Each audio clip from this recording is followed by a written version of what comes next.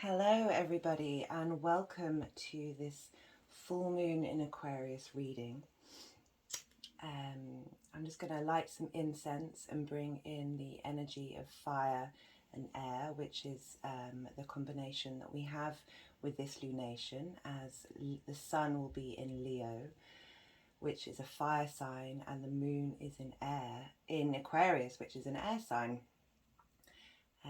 These two elements complement each other and balance each other out. So this is a beautiful lunation to be doing a reading on. This is our final supermoon of the year. A supermoon is when the moon is closest to the earth, so it obviously it looks bigger than your average full moon. So a full moon, we have a full moon in fixed energies, in fixed signs. Fixed signs are Leo, Scorpio, Aquarius and Taurus. They can take their time with things, but once they start things, it's laying down foundations. With the full moon we have completion energy, perhaps coming from the new moon in Leo where you planted your seeds, and the new moon in Aquarius at the beginning of this year. The full moon represents opposition. It's where the I discovers the other. We have the sun and moon in opposition of one another. And this sense of seeing another helps us understand and distinguish ourselves. And as this moon is in fact reflecting the sun's light, this sense of other is actually a mirror of oneself. And often we find that the situations and people around us that reflect back the ego are in fact aspects of ourselves that we are uncomfortable with and we need to do work on. This is, I would recommend taking this energy into the full moon. So when perhaps conflicting energy or so we have the madness of the full moon, where it's on record that hospitals get fuller, people get into fights more, that it's when you're able to take a step back and detach yourself from this conflicting bright illumination energy, we can then integrate and absorb into ourselves by realizing this is just a reflection of ourselves. This is particularly highlighted with the Leo and Aquarius energy, as the Leo energy is representation of the sun. It's where the sun is happiest. It's the heart, and Aquarius is an air sign, so it's to do with the mind. It's the collective. Often Aquarian energy is the desire to build the castle in the sky, with the frustration of it not necessarily coming to completion in this moment. This sense of utopia that can be seen, and wishing to bring it about in the day to day. So with the full moon, you're incorporating the seed and the ideas of the new moon into the reality, both on a personal, a social and collective level.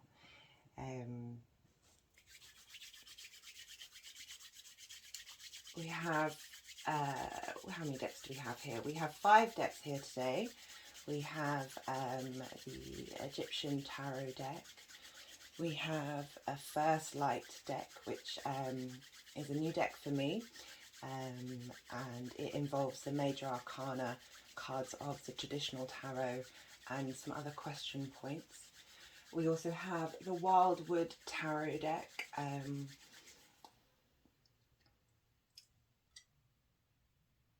which I have used on a few occasions, and it's linked into the earth and Celtic shamanic traditions. We also have the Lemurian Star Child Oracle deck. I will be putting the names and of all these decks in the description below. And we have another Starseed Oracle deck. So it'd be interesting to see what cards want to come out today. There are also a couple of other cards that just wanted to say hello in this reading. We have Sekhmet, who was an Egyptian goddess, and the two phrases that stood out to me with this particular card was "she who mauls," this lioness, protector of the pride, who devours that which threatens her community. And the other phrase was one before whom evil trembles. So we have a lot going on in the world at the moment. We have a lot of disruption and chaos and war, and it's affecting us on a global, as well as the continuing issues with health. We have so many aspects of our survival being questioned and disrupted at the moment, and I feel like her energy is coming in to help us move forward with the protection and passion of the fire of the sun and that lioness quality with the sun in Leo, to help us move through these difficult times. The other cards that wanted to play today, this is the Courage card from the Rumi Oracle deck, and this comes with a poem which I shall read to you, which I thought was very fitting. Fear, hello amazing creature, I am here to face you. Love was frightening, so I have become the lover. No longer the sly fox, I shall charge ahead towards the angry lion. Now I see her face clearly. I am the roaring lion, and the one who embraces it. The moon whispers, don't cover your wounds. Love can only heal if you stand naked. Now this card, I did preparation for the reading yesterday with the decks. This card wanted to be placed on the space, and I hadn't read the poem until this morning, after I had done a little deep dive into the astrology and the aspects that will be affecting the energy of this full moon. And a lot of this poem ties into the very powerful energies that are coming with with this full moon in particular, which I will talk about later. The sun will be trining Chiron. I spoke about Chiron in the last reading, the wounded healer, using that which has wounded you to transform within yourself and help others. And I love how the end phrase is, the moon whispers, don't cover your wounds. Love can only heal if you stand naked. So it's drawing in that energy of Chiron, of transmuting that wound openly and freely and not hiding from it. I don't think we can hide any longer at the moment. And the third card, not from these decks, that wanted to come through is from the Wild Unknown, and it's the Self. And this is a beautiful card that is reminding us that we are light bodies, and we reflect and refract the prism of light that is everywhere, and the source of knowledge and information. We hold within us all aspects of that light, and we are a rainbow in which to shine out again in these difficult times. I feel like we're getting a lot of protection energy and strength within us at the moment. Now, let's go back to what's happening with this full moon. So this full moon is, the moon is conjunct Saturn.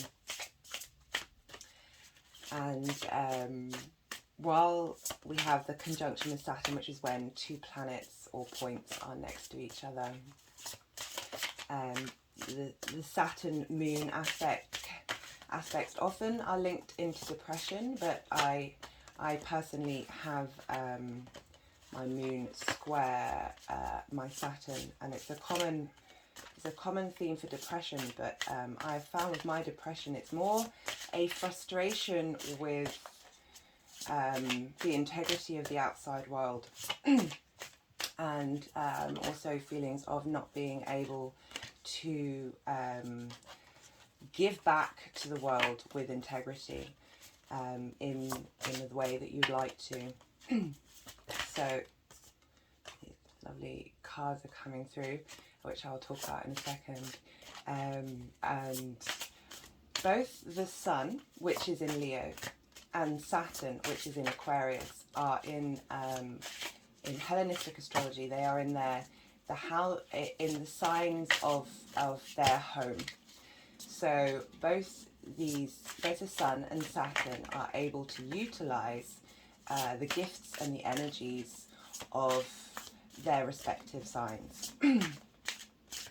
So we have the Sun, which is operating from a heart space. It wishes to be seen, to be authentic. I find that when an individual is seen by others and understood, it creates peace within that person, and they are able to move through their trauma and understand and come to learn to love their own authenticity. And on an individual, the Leo energy is the individual moving into the social. So it's that desire and need to be seen in your own authentic light in a social sphere. We also have Saturn in Aquarius, and Aquarius is potentially the odd one out. As I said before, it's the final air sign in the cycle of the zodiac and represents the collective, this utopian dream, but essentially potentially going about it in a non-conventional way. And although the Saturn energy represents time and boundaries, it's also protective. So this could be being outside of the boundaries of what is conventional. There are a lovely interplay of energies with this full moon, as we not only have this opposition between the Sun, the Moon and Saturn, we have a further what's called a T-square with Uranus in Taurus. So a T-square is when we have,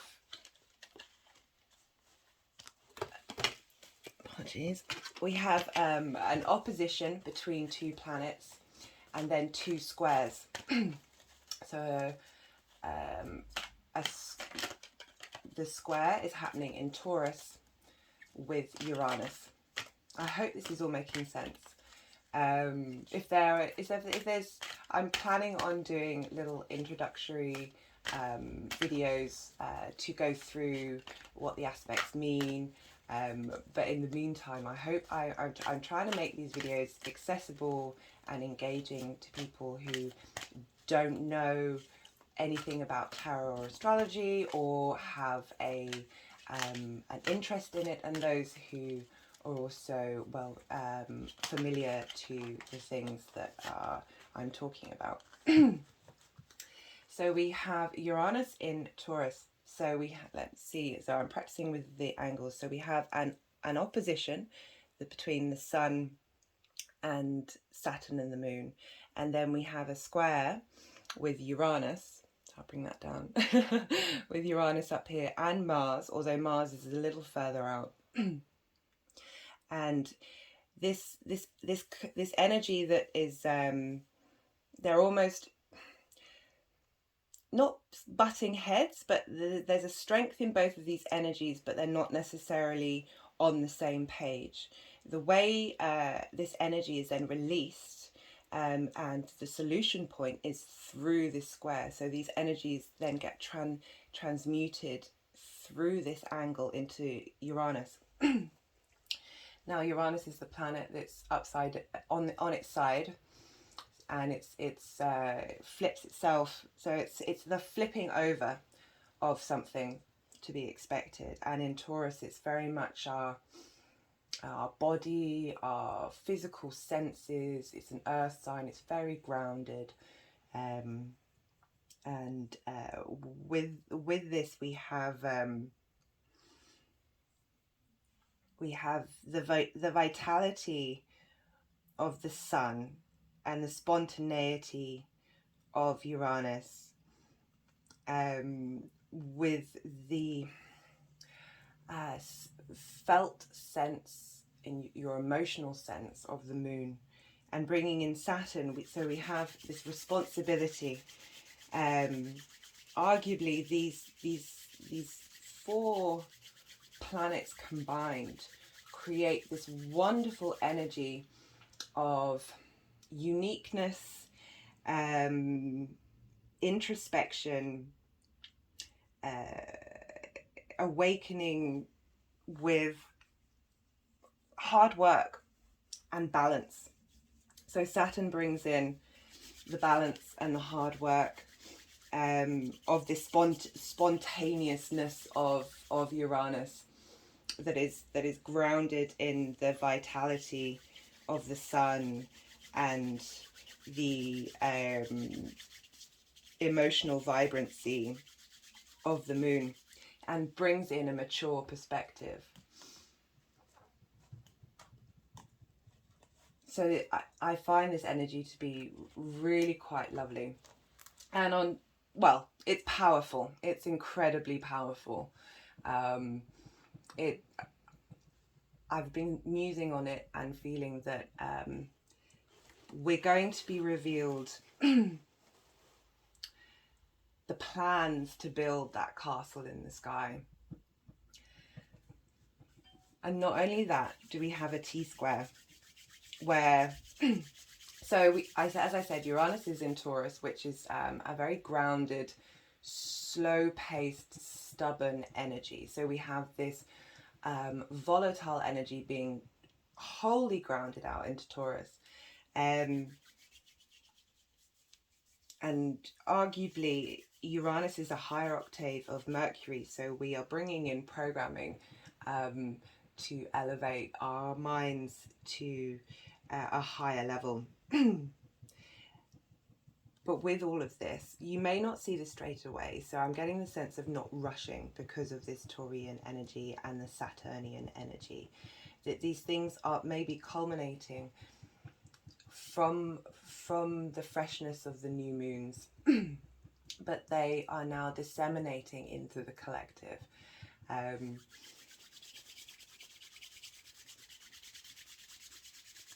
We go further. Well, shall we have a look at the cards and see what's happened? So the cards that have come out are harmony, bridges, joy.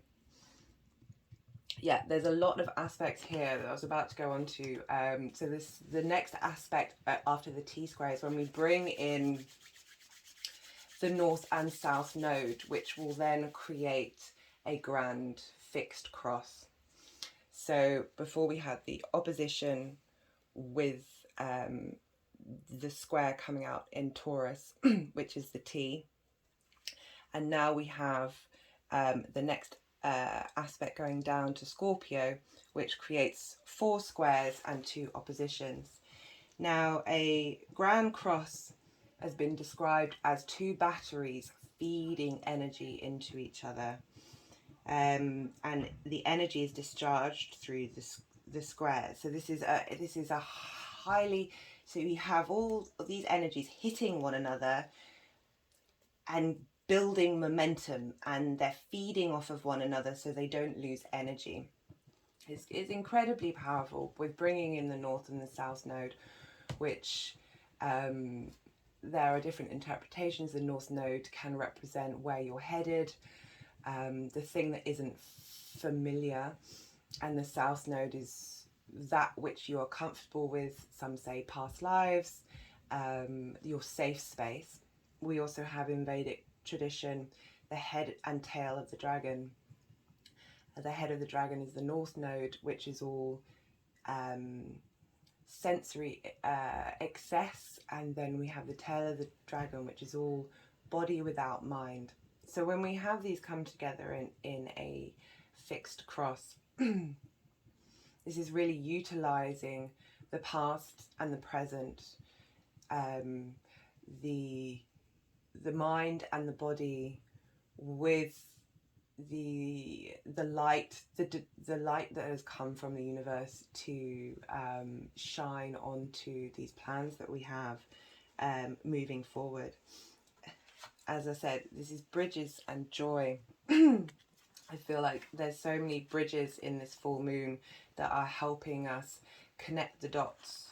We also pulled the karma card, which again can be linked into the North and the South node, that we are bringing in that which is meant to be brought in.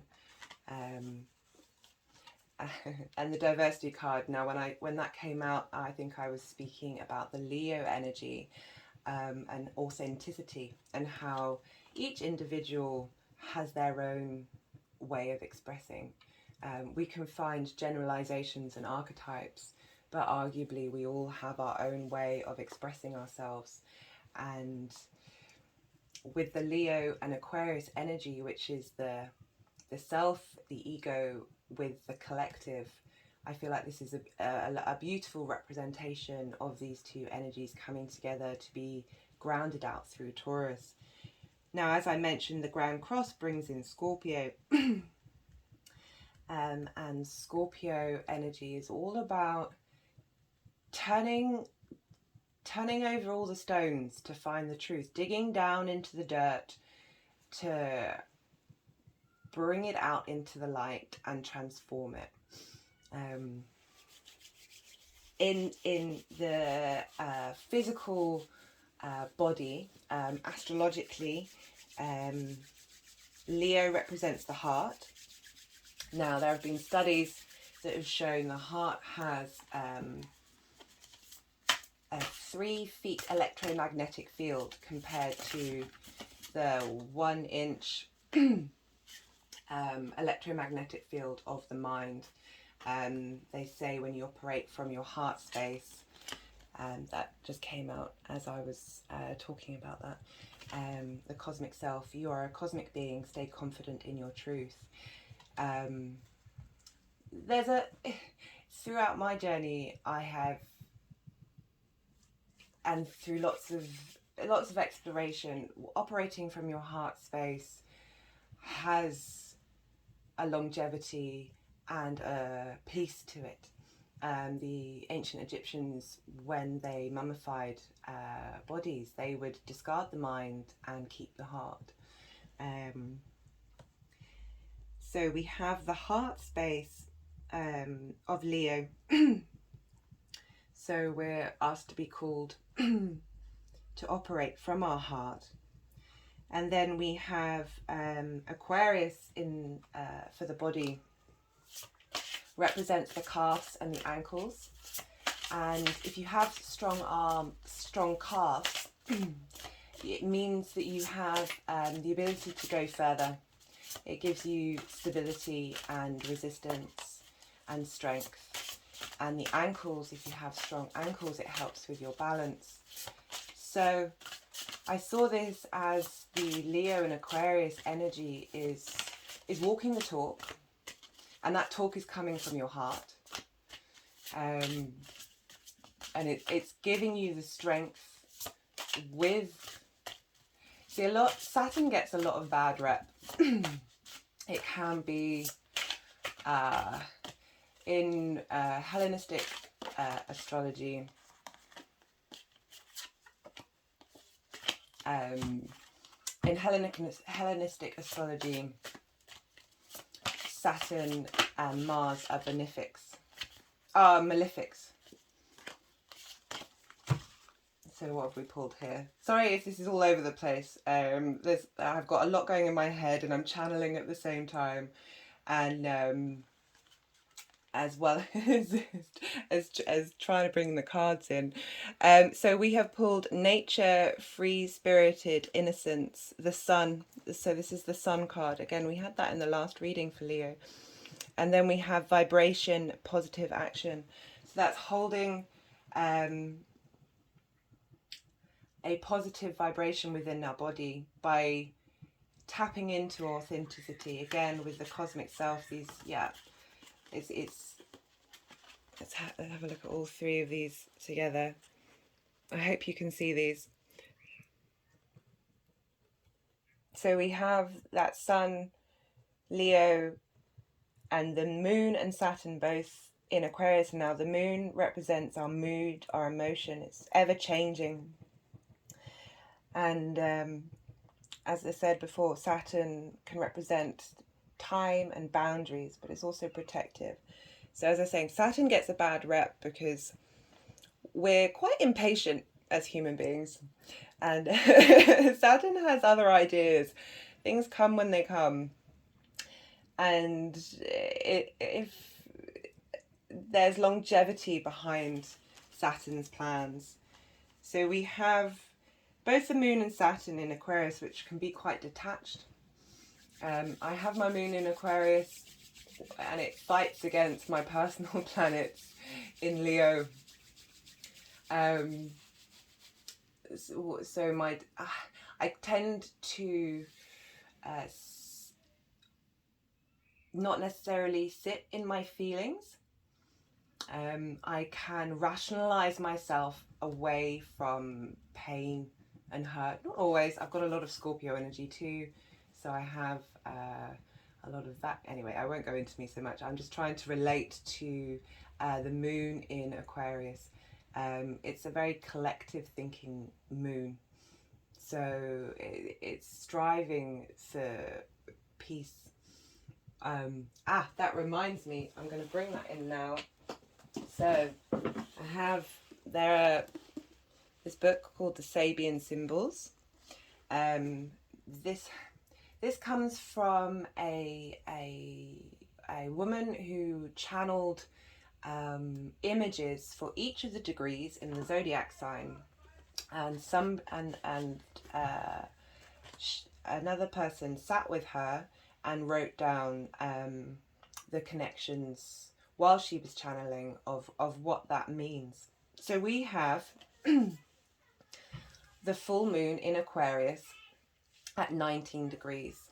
And with the Sabian symbols, you read the degree up. So you'd read Aquarius at 20 degrees. And I'll read this out.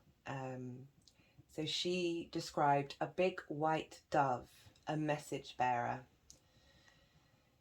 Theme: the hidden message in all things. This symbol speaks to the higher wisdom and inspiration.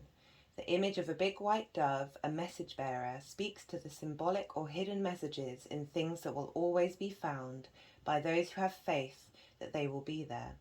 The dove is a symbol of peace, hope, divinity, and spiritual guidance. The emphasis in this degree is on keeping a positive attitude and learning to trust intuitive perceptions. At its highest, this symbol represents sensitivity and discernment, or a special gift for knowing the right time to act and the right thing to do.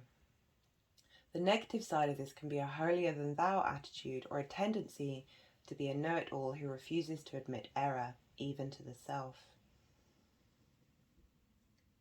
Your greatest advantage lies in listening with the ears of your heart.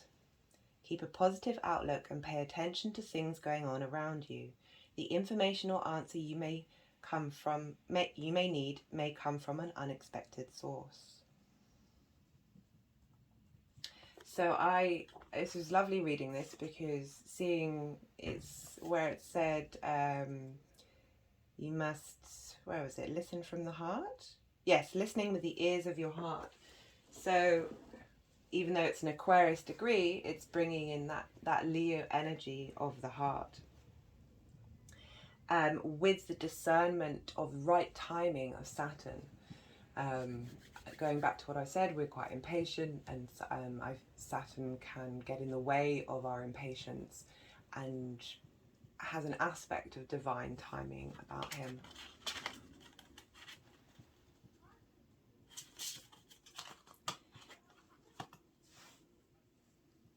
So where was I?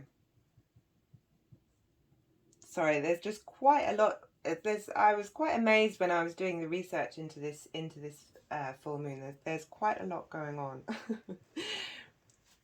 That's it. So we had Leo with the heart, Aquarius with the calves and ankles, helping us walk the talk, and we have Taurus with the neck and shoulders. Now, this also can be represented by burden and yoke. Now, I was doing some research into the meaning of the word yoke, and yoke comes from yoking cattle together. The piece of wood that went between two cattle to keep them together, and it also stems from, the original root, yoga, comes from the Indo-European root of yoga, of yoke, and yoga is about unifying and uniting.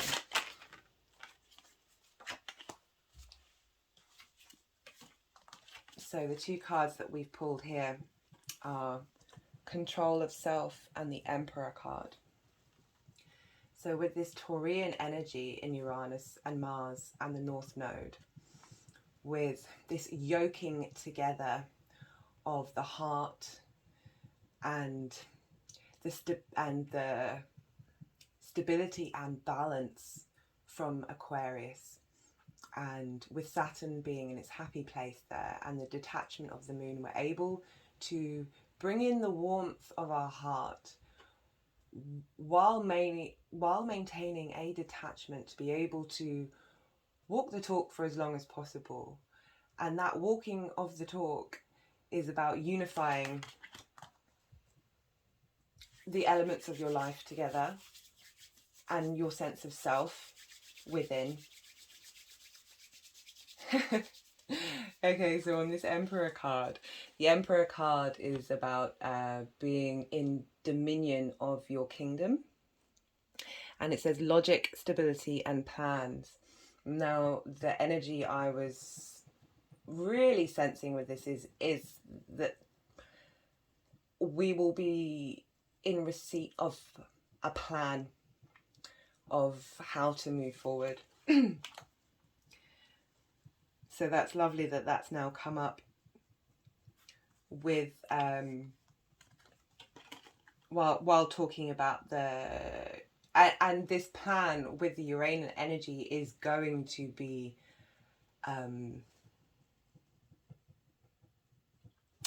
eccentric in its nature. We also pulled earlier from the Wildwood Tarot the 10 of Vessels, which is the 10 of Cups, and the 6 of Arrows, which is the 6 of Wands. And it says happiness and transition on these cards. We are clearly going through a transition phase right now. There is just so much going on, and so much uncertainty that is coming ahead of us. And some of you may be wondering, well, how are we going to get out of this on a global level and on a personal level? But it's really quite beautiful to see that the 10 of Vessels has come through, this abundant, this overflowing of emotional completion that will help draw in the courage that we need to put our plans in place.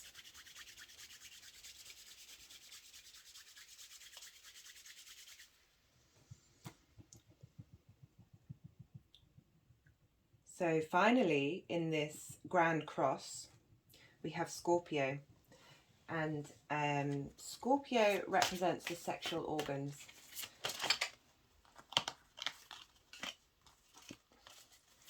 And sexual organs obviously can be related to reproduction, sexual desire, but it also represents creation energy. The crucible of the universe is within us, in our sexual organs, because the universe is pure creation and destruction, and then back round on the circle again of life, death, rebirth. So we're drawing in the heart and the stability to unite us with our creation energy, with this grand fixed cross.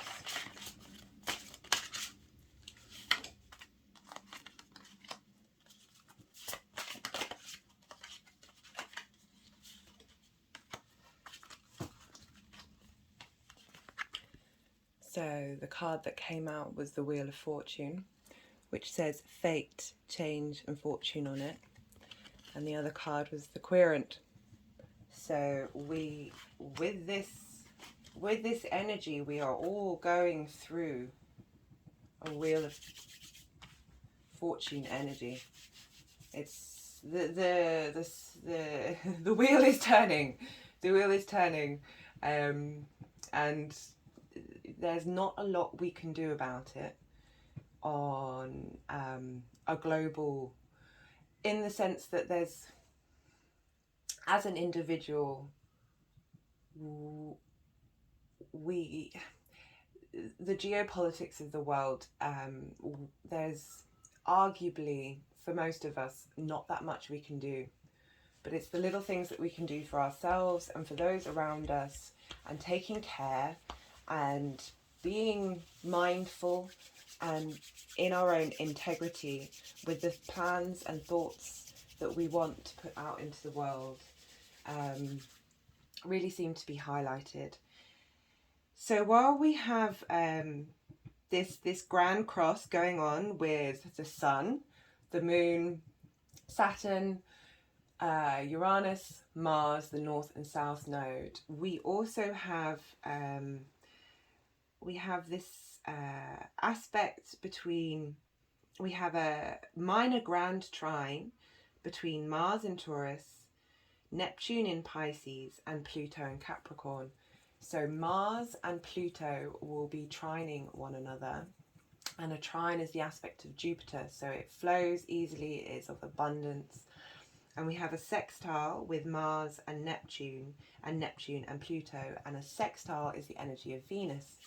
So we have these very flowing, energetic, harmonious energies coming from these three planets. And it really feels that with the energies of these three, we will be dissolving and transforming obsessions, addictions, trauma in general, releasing. Mars has a cutting energy, so we'll be, while Neptune has the dissolving energy and the all-encompassing energy of sometimes illusions, so cutting away at these traumas that could be argued as illusions, especially if they're traumas that we faced a long time ago, that are deep rooted within the way we operate now. And sometimes it's very difficult through thinking and talking about these things to really let these things go. But I feel with this heavy energy through these harmonious aspects of Pluto, Neptune and Mars, that we have a real assistance to help us break away from from these traumas that will break away or integrate and infuse these traumas for good and heal to help assist with the plan. Oh, my cards have all got a bit messed up here. Apologies. So we've pulled the Queen of Bows. And bows, I'm assuming, is... I haven't used this deck very often. I do apologise for my not remembering everything off the top of my head. My memory is quite terrible. But I think this is my the sword, so it's mine. Let me just check that because I don't want to get that wrong. We also have pulled the Archer, which I'm going to need to look up as well. So what do we have?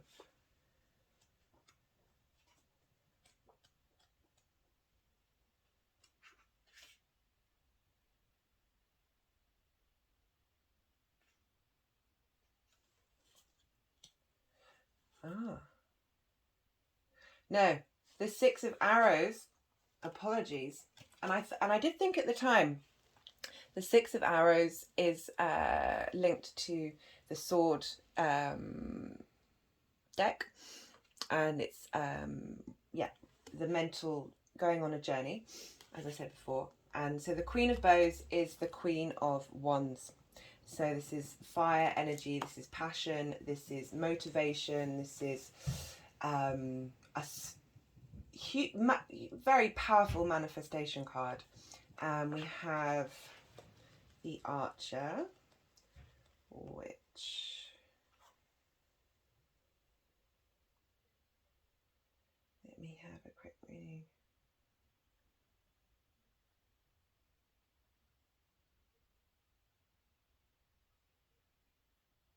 The Archer holds a long bow poised at the act of release.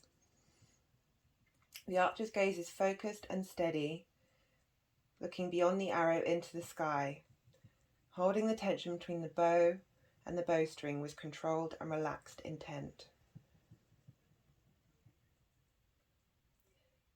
Bow was an important tool for mankind for survival and defense. It's become a spiritual symbol that drawing and releasing an arrow is sometimes seen as a ritualistic practice in its own right. For many, the bow is a powerful link to our past. With that, I wanted to put the card down, the book down.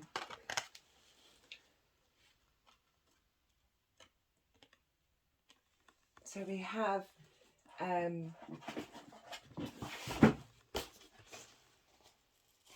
these very, I apologise, my mind has gone a little bit blank. We have this manifestation for, the bow can be used for food or for defense. So you're nourishing yourself or you're defending yourself. It's like, what do you do with the tools that you have in your manifestation? Do we fight or do we nourish the community?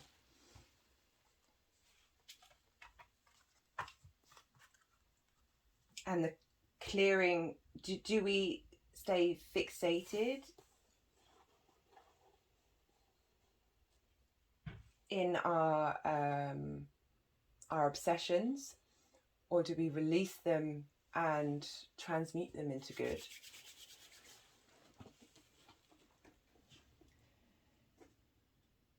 So with this this aspect between Mars, Neptune and Pluto, we also have an opposition with Pluto and Black Moon Lilith, and she is also sextiling Mars.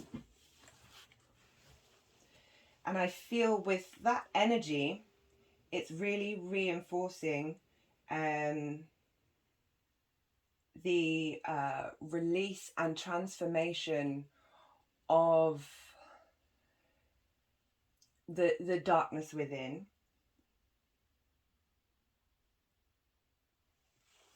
So we have this on top of the trine with the sun with Chiron,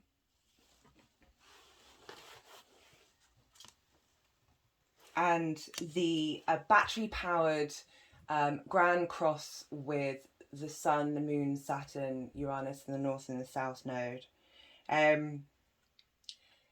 This is about moving forward fastly. This is the Chariot card in the traditional major arcana.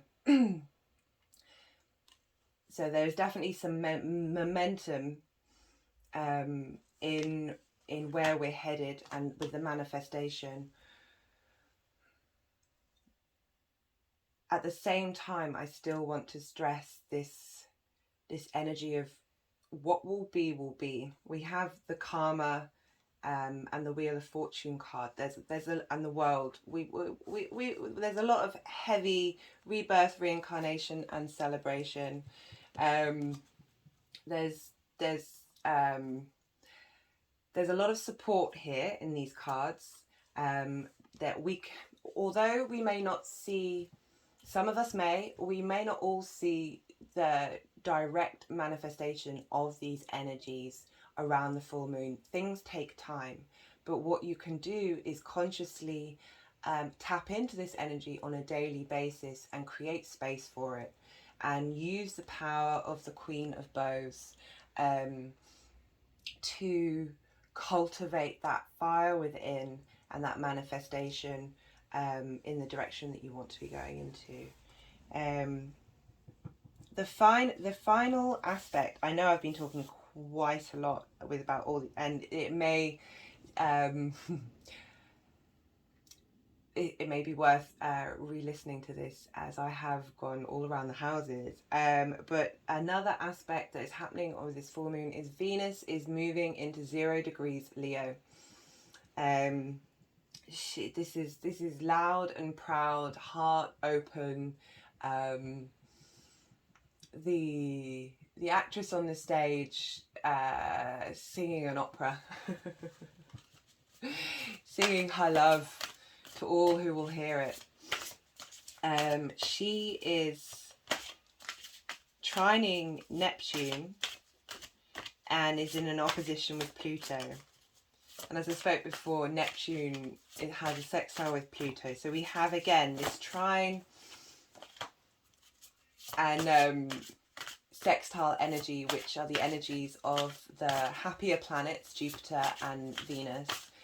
So we have this flowing energy, as well as an opposition with Venus and Pluto. And the opposition is the energy of Saturn, which is boundaries, delays, time, but also protection. So there's some seriousness. Okay, so the cards that we pulled while I was talking about that are the Moon, mystery, instinct, discovery, and recent past. So this might be to do with the Leo new moon and what came up during that period of time that Venus is now going to be transmuting with her opposition to Pluto. And with that watery, illusory, dissolving energy of Neptune and the transformational energy of Pluto, even though Venus is now, she's not in opposition with Saturn at the moment, but she will be heading into opposition later on in the month. She is currently free to fly her freak flag and shout loudly about it. Venus represents what's of worth to you. She's obviously the goddess of love, but it's more about what you value, and love for some of us is what we value. So that's going to add some heart space energy into this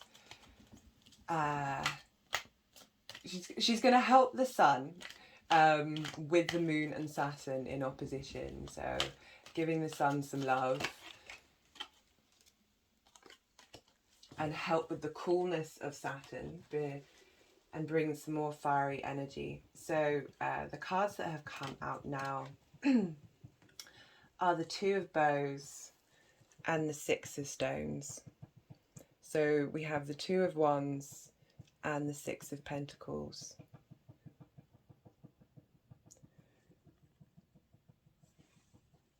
I'm just going to look into the Wildwood Tarot book. As I said before, I like looking into what others have written about, especially in decks that are different to the traditional decks, where you have arguably different ways of looking at things, just to see what stands out.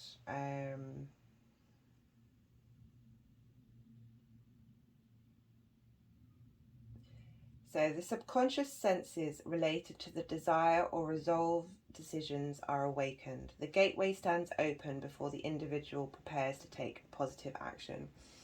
So this could be Venus standing at the gateway opposite Pluto. She's with all this other energy that I was talking about with Mars, Pluto and Black Moon Lilith. She's helping strengthen the clearing out of those energies that may not serve us and help us transform them into a different space.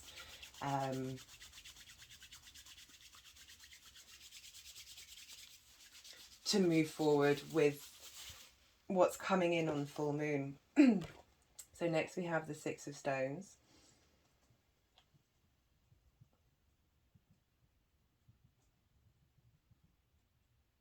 Okay, so they've had the meaning here.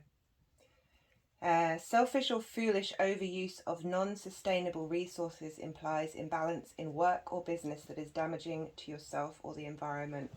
I like to see this as what we have arguably at the root of a lot of the problems in the world, that this energy is going to help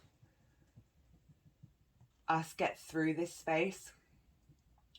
We're looking at potential food shortages, energy price increases.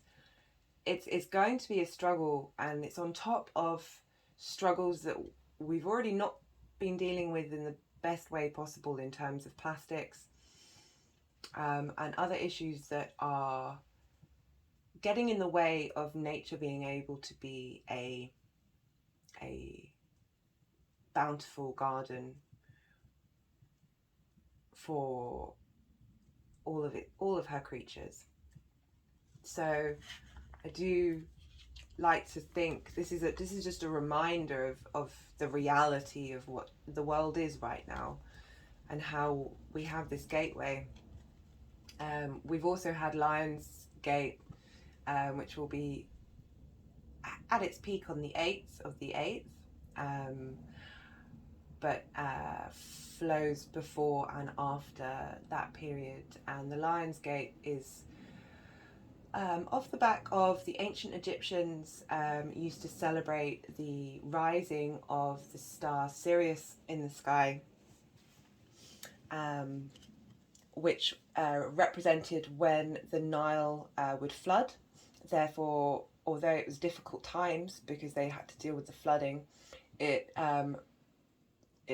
meant that they would be able to grow the crops in order to survive and support their culture and their community and their people. So it was this big fertile gateway that was celebrated, and that's what we'll be walking through, and just before the full moon, and hopefully using that abundance energy, bringing through. I really like to think that this energy is going to be helping us all across the world intuit solutions for us to work in harmony with one another, and for us to see each other all as human beings worthy of love and joy. That's something quite dear to my heart. Is that everything I wanted to say about the full moon? Is there anything else that wants to come through? Let's see how long we've been talking for.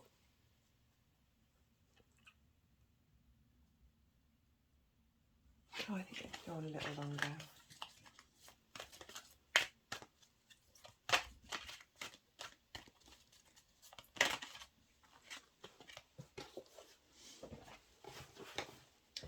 So while I'm shuffling, I'll talk about the crystals that I was drawn to for today. We have, so I've been charging the decks with, I have a piece of blue and purple fluorite. Blue helps clear mental fog and directs energy to the right vessel, which I thought was a beautiful way of drawing in that energy of Saturn with its plan for the collective, driven by the heart, and making sure these messages get to the right vessel. Purple helps. The blue also is linked to the throat chakra, so helping open up our ability to communicate, not only with ourselves but with others. And the purple fluorite is linked into peace and third eye activation.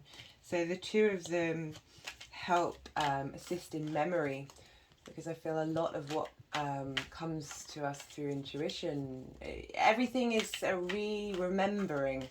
Every day is a school day, but it's a school that, in my views, is a school that we've been on in many lifetimes. And so, you know, when you hear someone say something and it really sits in, it gets into you easily. It's like it feels like a known truth.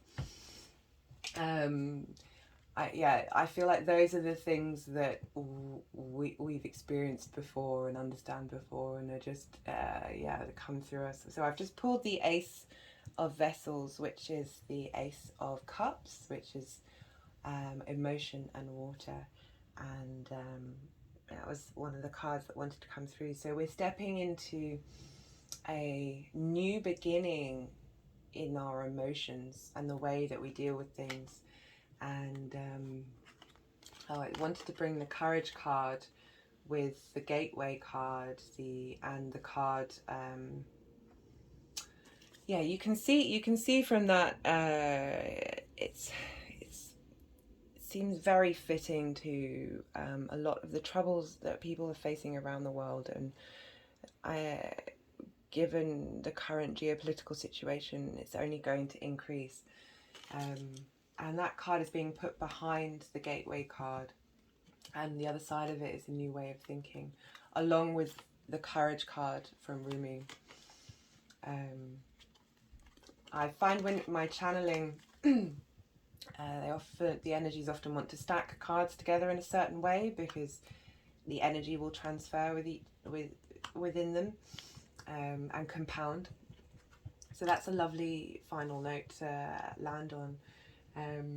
Where was I? I was talking about crystals, wasn't I? So we have the blue and purple fluorite that are helping bring in the guidance from the universe and grounding it into our 3D day-to-day with a clarity, and clearing our memories so we can help in the best way that we can. I also have black tourmaline on the deck of the Egyptian deck, which hasn't been used yet. It might just want to be there just for show, not for show, apologies, just for the energy onto the deck. Arguably the ancient Egyptians were heavily into the energy of the sun and the Leo energy, which is why I wasn't surprised that the deck was brought onto the table. I also have a crystal Venus de Willendorf, which is one of the oldest representations of the female that we have. that has been discovered, and that is in dragon blood jasper, and it's dragon blood jasper is a protector of life. It helps boost creativity, endurance and resilience, as well as self-love. It's a mixture of the heart and the root chakra combined, which I just thought was really lovely energy to come through to, with this full moon energy, to help balance, ground us and remind us to operate from the heart.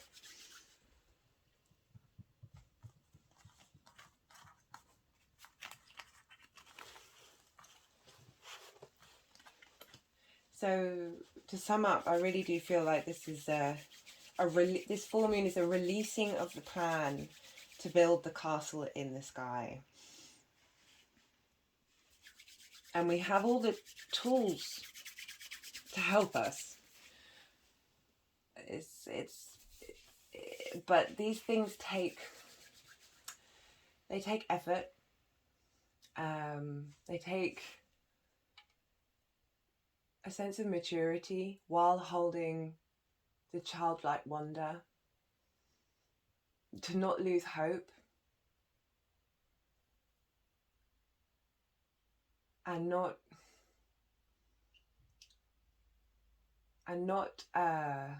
to have hope and a sense of the ideal, but to be aware of the reality, and not to let that overcome and swamp us. We stand firm in the reality of this 3D world while holding space for the ideal and the utopia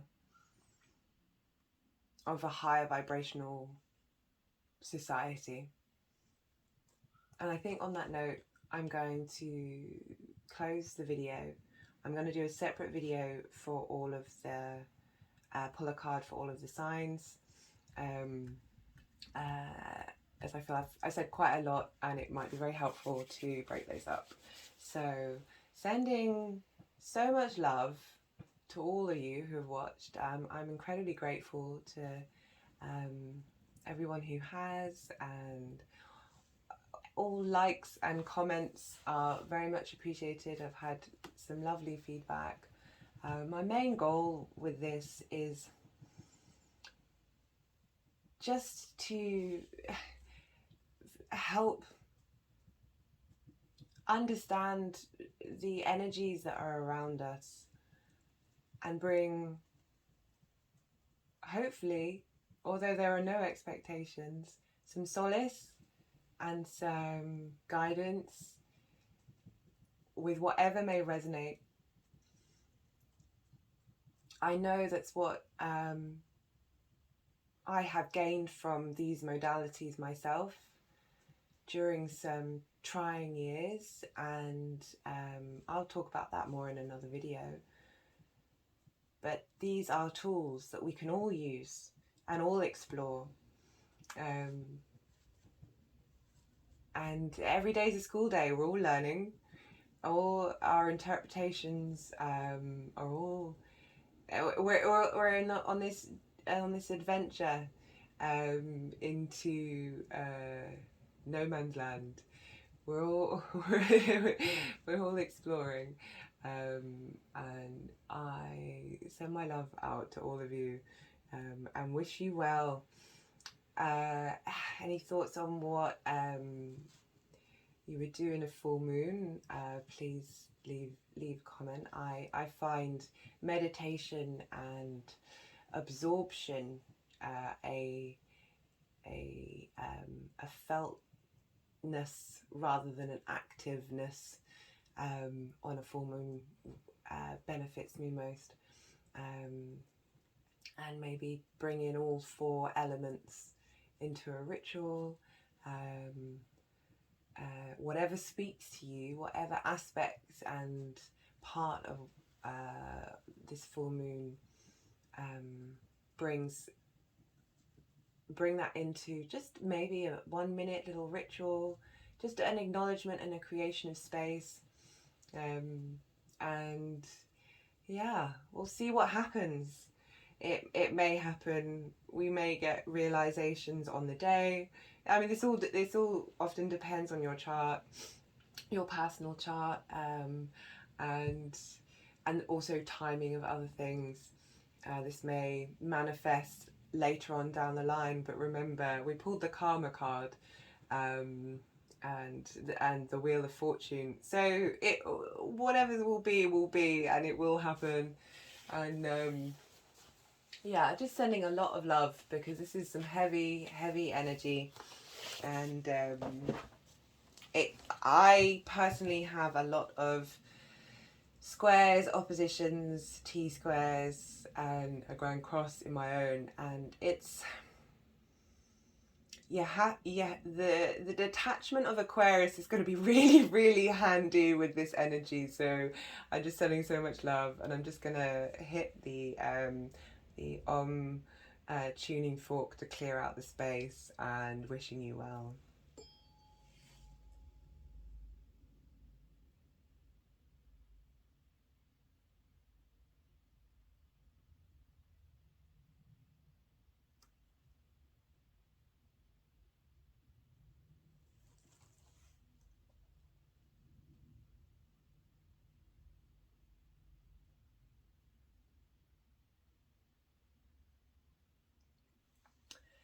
There was a little bit of silence there. I don't think the speaker can pick up the sound very well, but I've also been taught to let the tuning fork run out till it stops vibrating, so you can absorb it all. So you may not have been able to hear a lot of that, but I'm hoping the vibration, where was it? We picked the vibration card, didn't we? The vibration card, the vibration of that and the energy of it transports into your life. Many blessings to you all.